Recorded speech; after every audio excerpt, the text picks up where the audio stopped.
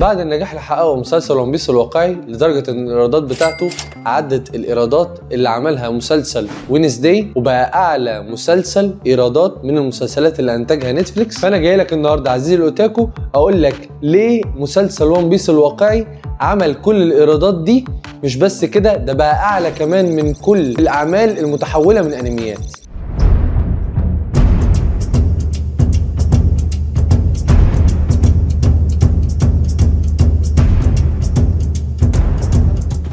وهتكلم في الموضوع ده عن 5 عوامل. العامل الاول وهو المصاريف، وازاي ان المصاريف بتاعت كل حلقة من حلقات ون بيس الواقعي كانت بتعدي كل حلقة اتعملت من مسلسل جيم اوف ثرونز. وده خلى ان بالرغم من صعوبة دخول الخيال في الواقع كانت بتخلي الواقع ده مقارب للخيال اللي في الانمي. رقم 2 وهي ان في شركة محترمة كانت بتشرف على العمل ده. تالت حاجة وهي ان الكاتب كان مشرف اشراف كلي عن المسلسل ده وعن كل تفصيلة فيه. رابع حاجة ان شهرة الانمي ده كانت كافية جدا ان هي تعمل له الضجة المناسبة عشان خاطر المسلسل ده يبقى بالايرادات دي. ورقم 5 وهي عدم الانحراف عن الاحداث الاساسية، بحيث ان حتى لو كان حصل تغيير وحتى لو بسيط كانوا بيوصلوا لنفس النتيجة في الاخر. وبعد ما اتكلمت معاكم اخواتي الاوتاكوية عن العوامل اللي ادت ان المسلسل ده يبقى اعلى مسلسل ايرادات في نتفليكس، هتكلم معاكم دلوقتي عن مجموعة من الاعمال المتحولة من انميات، ونشوف هي ليه ما خدتش نفس الضجة وليه ما وصلتش للشهرة اللي وصل ليها ون بيس الواقعي، وده برضو بالرغم من النجاح الكاسح للانمي. ونبدأ باول عمل وهو فيلم دراجون بول. فيلم دراجون بول واخد على منصة IMDb ريت 2.5/10، وده ريت قليل قوي بالنسبة للنجاح الكبير اللي حققه انمي زي انمي دراجون بول. ولو جينا ركزنا على العوامل اللي كانت سبب في نجاح مسلسل ون بيس الواقعي هنلاقي ان العوامل دي ما اتعملش منها حاجة في فيلم زي فيلم دراجون بول. ومش بس كده، ده المخرج بتاع الفيلم طلع واعتذر بعد الفيلم ما نزل على اللي حصل في الفيلم. بجد طلع اعتذر بعديها. فانا اعتقد ان انا مش محتاج احكي او اتكلم عن ايه العوامل اللي هو ما استندش عليها عشان كده ما نجحش. تاني عمل وهو ديث نوت. فيلم ديث نوت كان فيلم اتعمل عليه اعلانات شويه او اتعمل عليه شويه بروباجندا، سمعت عنه كتير قبل ما هو ما ينزل. واخد على IMDb 4.6/10، وده ريت قليل جدا بالنسبه للانمي والنجاح الكبير اللي حققه الانمي. ولو جينا رجعنا العوامل اللي كانت سبب في نجاح مسلسل ون بيس الواقعي هنلاقي ان في شركه محترمه هي اللي كانت مسؤوله عن الفيلم، وهي شركه نتفليكس. ولو مسكنا المصاريف فهنلاقي طبعا ان المصاريف عمرها ما هتوصل للمصاريف اللي صرفها ون بيس الواقعي. ولو جينا للعامل الثالث وهو ان الكاتب كان مشرف على مسلسل ون بيس الواقعي، وده ما كانش موجود خالص في فيلم ديث نوت. ورابع نقطه وهو ان الانمي مشهور، ودي حاجه ما نقدرش نختلف عليها. وخامس عامل وهو العامل بتاع الاحداث، وعامل الاحداث ده مهم جدا عزيزي الاوتاكو. كان في تغييرات كتيره جدا موجوده في الفيلم، زي ان ياجامي لايتو كان بيخاف من ريوك، ده كان بيقولوه الفيلم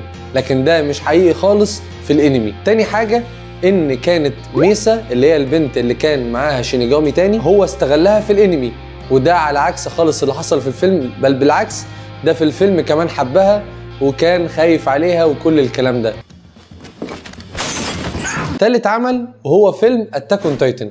فيلم اتاك اون تايتن واخد ريت على IMDb 5/10، وده ريت قليل جدا بالنسبة للاكتساح العالمي اللي عامله انمي اتاك اون تايتن. ولو جينا برضو رجعنا العوامل زي ما نمسك مع كل فيلم، ان ما كانش فيه شركة كبيرة هي المسؤولة عن انتاج الفيلم. تاني حاجة ممكن يكون كان فيه مصاريف كتيرة جدا مدفوعة للفيلم، والدليل ان كانت الرسم عالي جدا وجودته عالية جدا وشكل العمالقة فيه كان محترم وكان مخيف فعلا. حتى الاجواء بتاعه الفيلم كانت اجواء لايقه جدا على اللي بيحصل في الفيلم. وثالث عامل هو ان الكاتب ما كانش مشرف على الانمي. ورابع عامل هو ان الانمي مشهور جدا وما يختلفش عليه اتنين، مفيش حد بيتفرج على انمي او ما بيتفرجش على الانمي ما يعرفش الانمي ده. وخامس حاجه وهي التغيير في الاحداث. ممكن ما يكونش حصل تغيير في الاحداث، بس الشخصيات والتمثيل اللي كان موجود في الفيلم ما كانش زي ما كان موجود في الانمي. ما كنتش تحس ان الناس قلبها فعلا على الحاجه اللي بتحصل، وان في خطر فعلا بيواجههم وان هم محتاجين يواجهوا ده.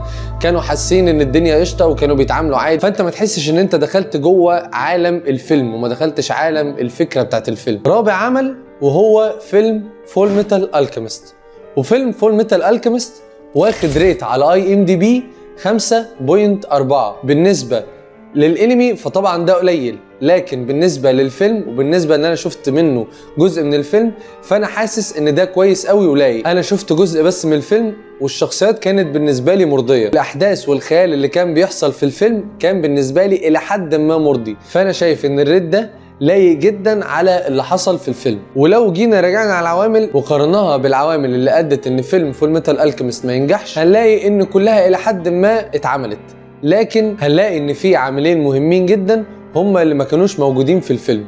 اول حاجه وهو ان ما اتعملش ليه اعلان محترم. تاني حاجه وهو ان انمي فول ميتال الكيميست مش بنفس شهره باقي الانميات اللي انا قلت عليها في الاول. خامس عمل هو فيلم جريت تيتشر ونيزوكا. الفيلم ده عزيزي الاوتاكو واخد ريت 7.5 على IMDb، وده يعتبر اعلى ريت قبل ون بيس الواقعي على طول. لو جينا راجعنا الانمي ده يعتبر بالنسبه للريت اللي حققه فده كده نجح. تعال نشوف مع بعض ليه الانمي ده بالنسبه للريت بتاعه فهو نجح لكن هو ما نجحش زي ما نجح ون بيس. انا شايف ان العامل الاهم والاول هو ان الانمي ده مش مشهور. تاني حاجه طبعا ان الفيلم ما اتعملوش اعلان وما اتعملوش بروباجندا قبل نزول الفيلم. وبرضو عايز اقول لك حاجه مهمه جدا عزيزي الاوتاكو، هو ان الاعمال المتحوله من انميات دي صعب جدا انها تتحقق، لان في جزء كبير من الخيال صعب ان هو يتحقق في الواقع. وبكده عزيزي الاوتاكو ما تنساش تعمل شير